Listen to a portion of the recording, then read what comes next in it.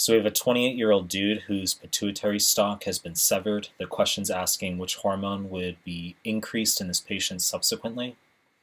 Very fucking buzzy type of question. This tends to show up on School of Medicine exams frequently. It's also in the endocrine component of the NBME for step 1, okay? Very easy question. It's a factoid you need to know. So just starting off in terms of the physiology, like why this will make sense, we have the hypothalamus producing hormones that are going to stimulate the anterior pituitary to make hormones. So for example, if we look at choice A, ACTH here, produced by the anterior pituitary, it's going to be CRH, corticotropin releasing hormone from the hypothalamus, that will stimulate the ACTH production from the anterior pituitary, right? So if we were to cut the pituitary stalk, we lose that stimulation and ACTH would go down, right? Because it's not receiving the stimulation from CRH. So this pattern is going to carry through. If we think about follicle stimulating hormone, FSH, and luteinizing hormone, LH, produced by the anterior pituitary, well, isn't their stimulation GnRH, gonadotropin releasing hormone, coming from the hypothalamus?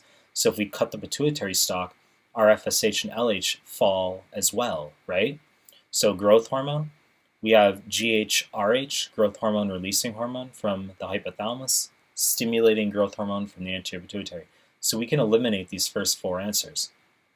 And then, of course, for TSH, we have TRH from the hypothalamus, thyroid releasing hormone, stimulates the production of thyroid stimulating hormone from the anterior pituitary. So we can eliminate that. And you say, well, Michael, what about prolactin? Okay, well, isn't prolactin's main impetus for secretion merely a lack of dopamine, right? Because if you think about it, dopamine is actually going to be inhibitory of prolactin secretion.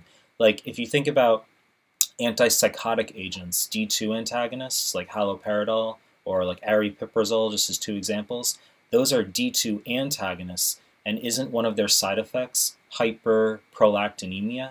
If you cut the pituitary stalk, you lose the inhibitory effect of dopamine, don't you? It's not stimulatory like the other hormones, it's inhibitory.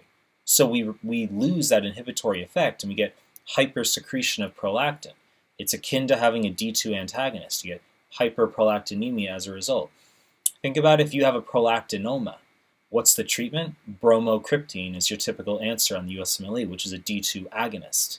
Okay, you could have other D2 agonists like ropinirole, pergolide, pramipexole. USMLE tends to have bromocriptine as the answer, but that's a D2 agonist, and that inhibits prolactin secretion. So this is a very, as I said, very buzzy type of question.